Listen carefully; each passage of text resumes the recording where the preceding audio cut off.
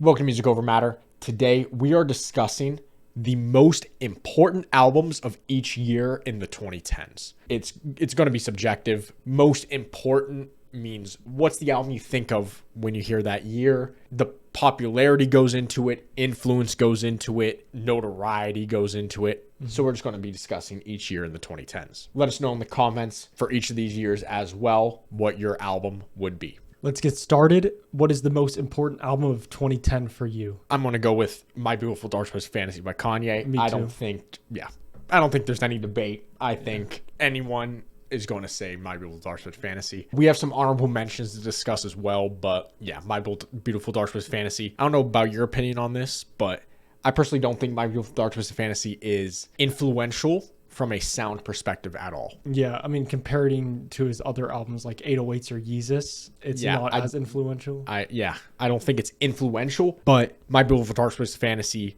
has the notoriety, one of the most noticed or well-known, I should say, album covers. And it's Kanye West, one of the greatest artists ever, his magnum opus. It has insane hits. Runaway, one of the greatest hip-hop songs of all time.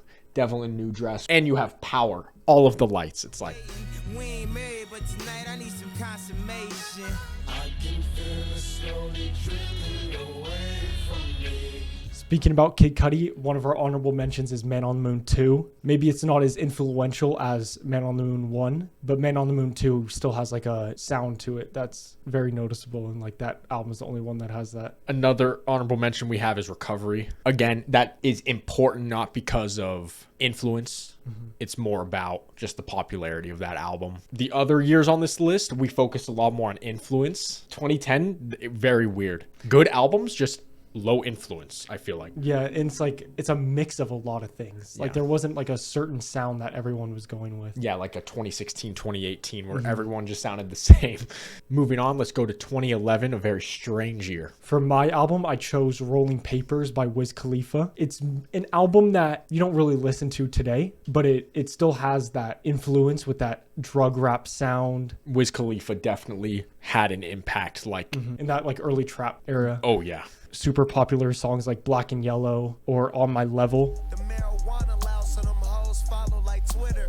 Nigga, see me, you know everything. Black and yellow, black and yellow, black and yellow, black and yellow. For me, House of Balloons. Not only did House of Balloons start the biggest artist in the world right now, his career, but completely reshaped how people view R&B. You could hear House of Balloons in a ton of singing rappers. That dark sound that people still have yet to replicate because of what the Weeknd was doing. It's hard to rap or like sing or rap about what the Weeknd was doing because no one else did that shit. Of course, House of Balloons, one of the greatest mixtapes of all time.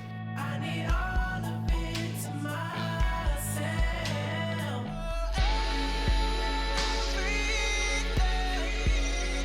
Honorable mentions, Take Care, one of the most noticeable albums of all time, one of the most well-known, definitely has its influence. He was popular for the right reasons, like his music was actually good to listen to. And the second honorable mention we have is Watch the Throne. Watch the Throne just has this grand luxury sound to it. You know, I don't like the album that much, but it was, of course, a big moment in time, these two rap juggernauts actually making a collab album together. Yeah, and maybe Watch the Throne impacted like collab albums. And what is the most important album for 2012? It's Good Kid, M.A.A.d City. Of course, jump-started Kendrick's career, but I think the influence of Good Kid, M.A.A.d City can't be stated high enough. Insanely good storytelling. It's an album with a lot of hits on it, but it still keeps that hip-hop integrity to it with storytelling, of course, and like deeper subjects. Yeah, I think a lot of rappers still look at Good Kid, M.A.A.d City as I can make a album that talks deeper about things and it could still be one of the most popular albums of all time. But they made a right, they made a left, they made a right, then another right. $8 night, just fuck your main bitch. That's just how I feel. For an honorable mention, I have Finally Rich by Chief Keef. This put the Chicago drill scene on the map and still has that like early trap drill sound that we're, still listening to. Yeah. Another album that you have to mention with 2012 is, I think it is important, but for the wrong reasons, is The Heist by Macklemore. Like, it completely changed the view of award shows Goddamn, every single radio station, anything had the heist on it. If you're enjoying the video so far, be sure to scroll down and hit that subscribe button for us for more hip-hop related content. And let's get back to it. What do you have for 2013? I have Yeezus. Yep. There's no denying the impact that Yeezus has had. Yeah, you're still hearing that distorted sound through, you can even say some like rage artists or, you know, especially Travis Scott. The weird use of electronic to make atmosphere, that's in damn near every single album that comes out. Weird vocoding on artist voices, all that. I don't think there's any denying that 2013 is Yeezus'. Yeah. I can't handle no liquor.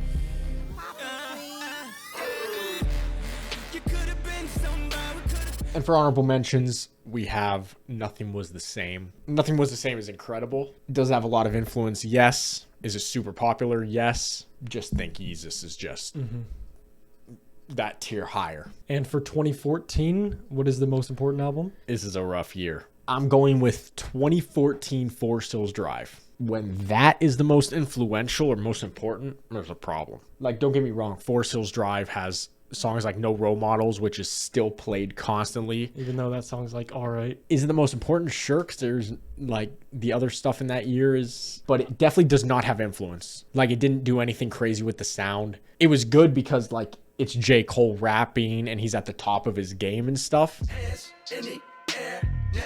Hands in the air. One thing's for sure. You ain't too high. And for one of the honorable mentions, we have Oxymoron by Schoolboy Q. Songs like Colored Greens and Man of the Year just kind of took over the year. Again, but can you argue that Oxymoron has influence?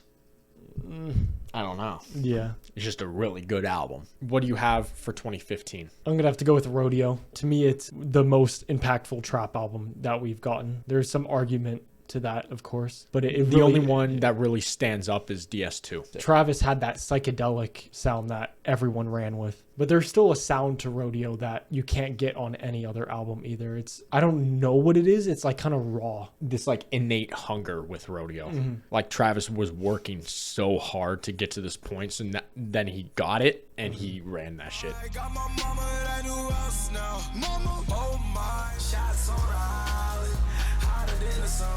Probably the album that most of the viewers had for 2015, To Pimp a Butterfly. To Pimp a Butterfly is a weird argument though. I would say Rodeo is more important for the music. To Pimp a Butterfly is more important at a cultural level. To Pimp a Butterfly, to me, does not have musical influence. It didn't start like a jazz hip hop wave. That's where the argument can be made that depending on what you're looking at, Rodeo could be more important to the year. At first I did love you.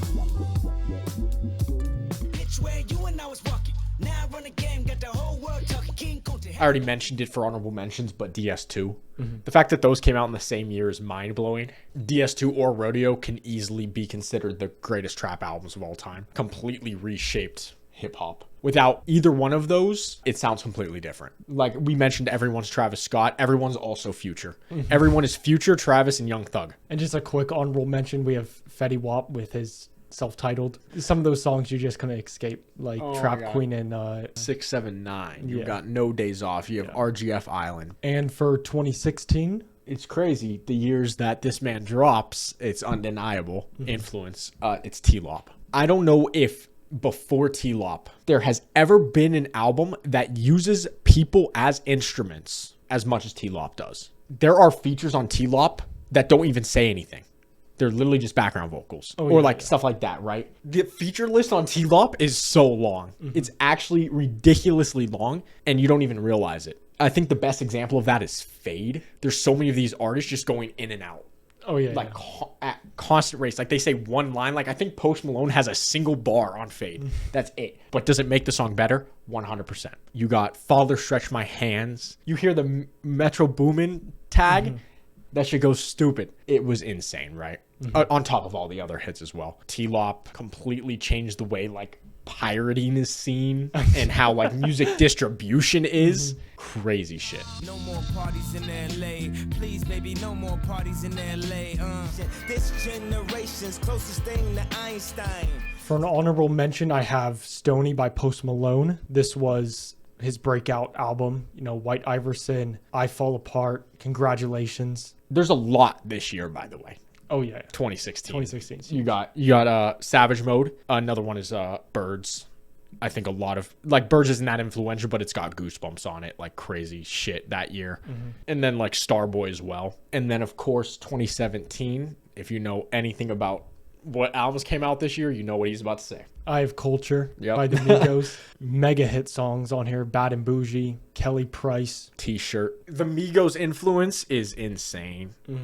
Like they deserve so much credit, dude. Running a group is hard enough, and then doing it the way they did with so much chemistry, so many insane feature runs, bro. Raindrop, drop top, smoking, no cooking, the hot box. 17, 5, same color t-shirt, white. Mama told me. There's a lot of honorable mentions this year too. It's just like this year was to me the development of trap. This year introduced a lot of artists. You got Lovage Rage 2. That album has so many hits. Holy shit. You look through that track list, you're like, all of this was on this album. Another one we have is Future by Future. Of course, you have Mask Off on there, which was ginormous. Yeah, of course, Hendrix as well. Double album back to back. And then, of course, you can't talk about 2017 without Damn. We're getting to the years where it's hard to say influence.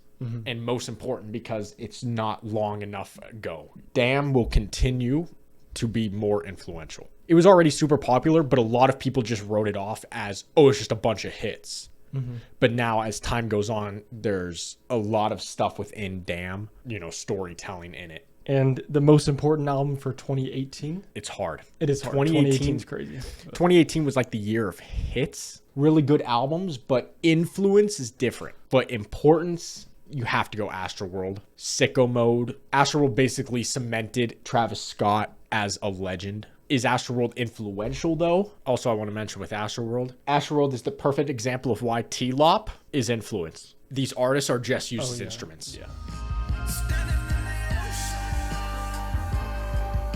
At the gate outside, when they pull up, they give me loose. For me, at least, 2018 is also defined by Kids See Ghosts because it's one of my favorite albums of all time. There's a sound and a message to the album that no one else can replicate. The fact that I see people call it mid-sea ghosts makes you want to go on murder sprees, no cap. Another honorable mention, Question Mark by X. You could argue this actually has more influence than Astroworld. I think X will continue to be influential, and it's just another one of those, like, what could have been. All right, and then for 2019. I'm going to go with Igor on this one. It came out early in the year and just lived throughout the entire year. Of course, the music is extremely good on there, but the rollout and the post album, him changing his appearance. It only came out 5 years ago, so it's hard. Give it 5 more years, and I think it's going to be way more influential because the sound of Igor still hasn't, I guess, hit. You could kind of see it. I don't know if he credits Igor with it, but like kind of what Lil Yachty has done. I don't know if he credits Igor with that, but I could see Igor being a slight influence there.